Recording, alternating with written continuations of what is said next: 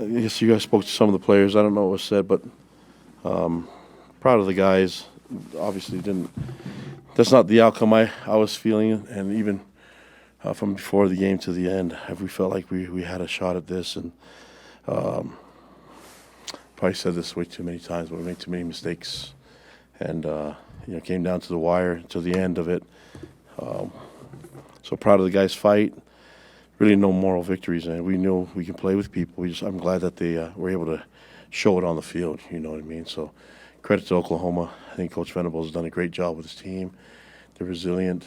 They fight back from and then cause turnovers and stuff that I wish we could have done.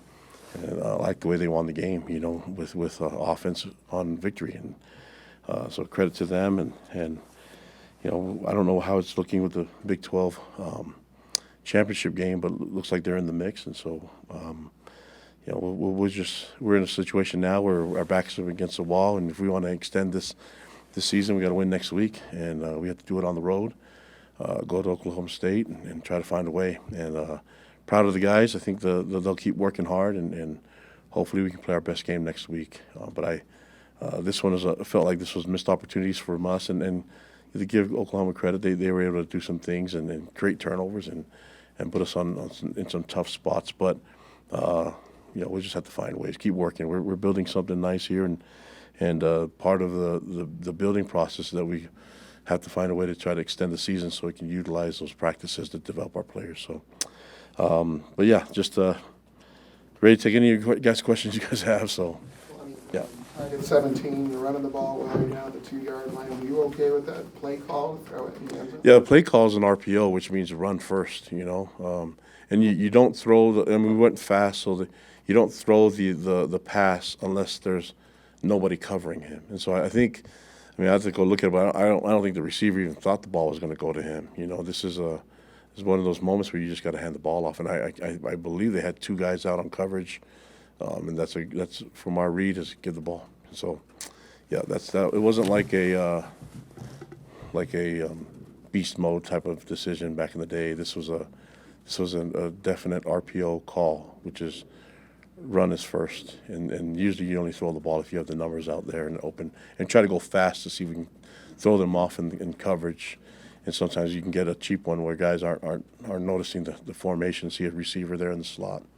Credit to their guy, they made the play, and we made a mistake, and a costly one because you're about to go up by 7, instead you go down by 7, so there's a 14-point swing, which was horrible to go through, but the guys fought back, and we fought back from that moment and tried to and had our moments. But turnovers cost us. You cannot be careless with the football, whether it's fumbles or interceptions, and expect to beat teams. And in the turnover margin, we lost this one, and that's what it comes down to. And they were really costly.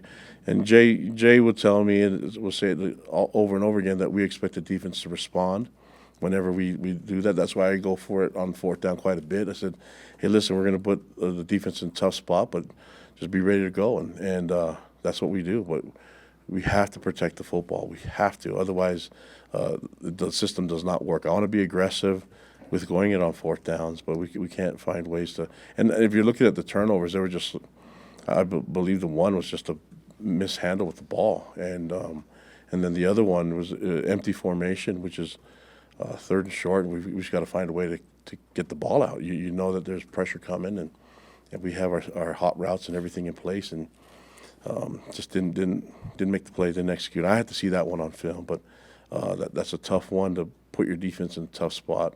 Although the defense is supposed to respond, it's just really hard to keep doing that to them over and over again. What do you think of the preparation and the effort from this team to get ready for this? Yeah, the effort's been great, guys. Listen, some of the games that we've had when we've been blown out, the majority of the guys have given them great effort. I think some of the issues and guys, I think it's easy to say, well, they didn't give effort in this game, and they gave effort in the other ones. The guys and the leaders are playing their butts off, and a lot of it is the mistakes that are making it. Sometimes when you're making mistakes and you're not going 100%, it just looks like you're lost out there. But it's the guys work hard.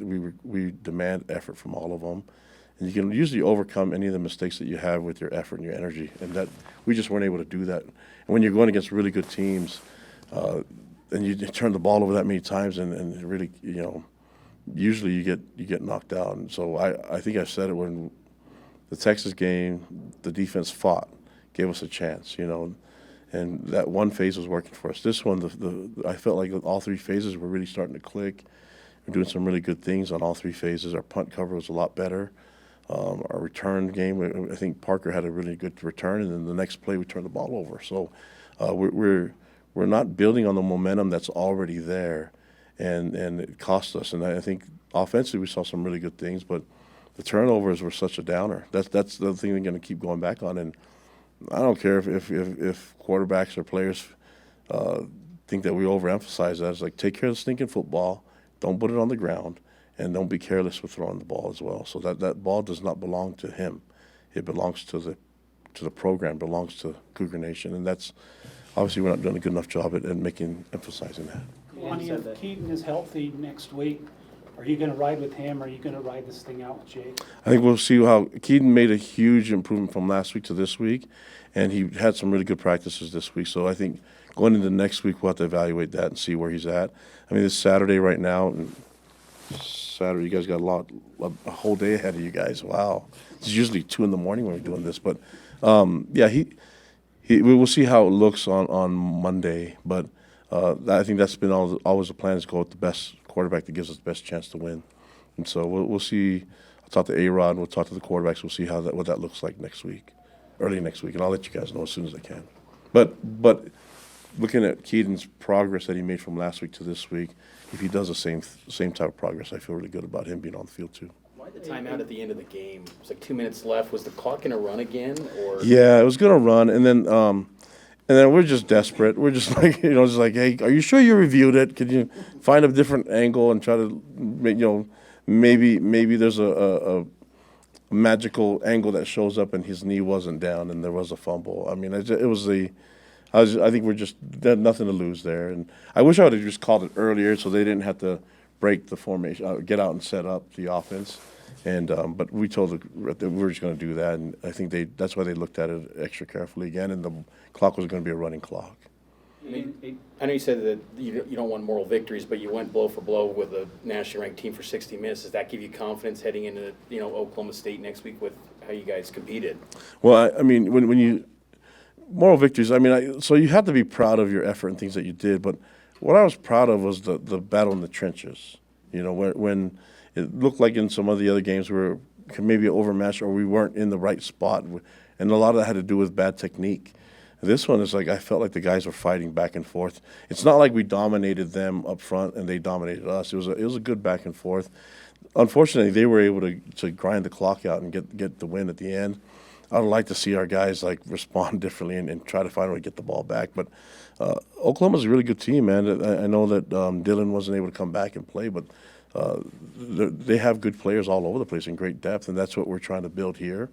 And so, I felt like their quarterback came in and he took care of the football. Looking at what he did, Jackson Arnold took care of the football and actually ran the ball pretty physically. So they put it on his shoulders to win the game, and even when they needed a first down, they were able to allow him to throw the ball. So credit to them for making the plays to win the game, and disappointing that we gave up so many turnovers that cost us a lot of points. Aiden said he was a little surprised on that goal line, the pick six, that he wasn't in the game at that point.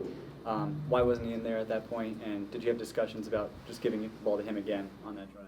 Oh yeah, that's what you just keep feeding the beast that got you there. So yeah, I think the key was to run the ball. It didn't matter who was doing it. That run the ball first, go fast, get the ball to the running back and get him downhill.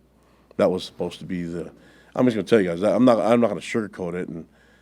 Don't make that throw. Hand the ball off to the back. That's a simple play. Maybe it'd be easier just not to take the pass option away from quarterbacks. But I think that this is a tough lesson for Jake to learn. But I think he had the one where he threw the ball into Isaac, and he kind of knifed the ball in there. It was a good throw, and maybe he was feeling momentum and felt like he could accurately get the ball to the receiver in that play.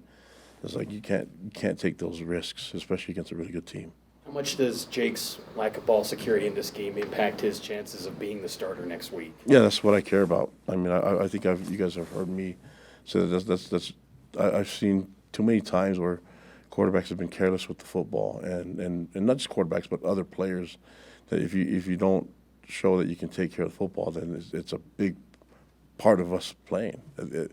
We've had some players that have shown bad ball security, and they just don't get on the field again until I see it, and I feel comfortable with it. And that's just me. I'm telling you, I don't take care of the football, and we can work from there. But and really just go through the system that we have. But I don't want to throw guys under the bus. But I don't know how else to tell you guys. I want to be transparent and honest with you. But that's a really tough a tough lesson to learn when you go through this. And we had an opportunity to win this game and get the fans storm the field, stuff like that. And it didn't work out because one way or another we didn't take care of the football enough. I mean, there's 3 turnovers that we had right there.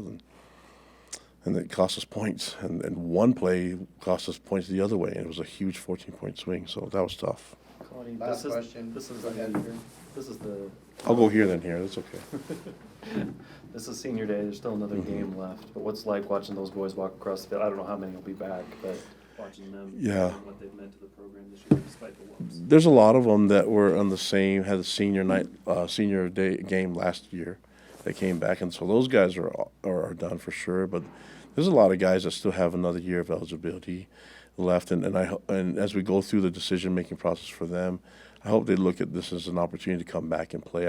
I think we just wanted to. You guys are used to me saying we just want to cover it. And people are saying, "Well, that's a lot of names, like 30 names or so." But I hope a good number of them come back because we need them. We're trying to do something special here, and we need them and their leadership. And so hopefully we get that answered out in the next little bit. But we also need to, get this one win so we can extend the season and hang out a little bit longer and develop our guys even more. You had an excellent performance from your run game today. What do you think went so right for them, particularly from Aiden Robbins? Yeah, I thought Aiden was hitting the hole really hard, and I thought also the threat of Jake as a runner was a big factor too. So when you put all that in, sometimes quarterbacks don't have to run for a lot of yards; they just have to be a threat to keep a defense honest, and I think that was a big factor in it. Regardless of who plays quarterback, they're going to have to be a threat to run the ball too, and create with their legs. So whether it's Keaton or Jake next week, we're going to have to see that from them. All right, thank you. Thanks, guys.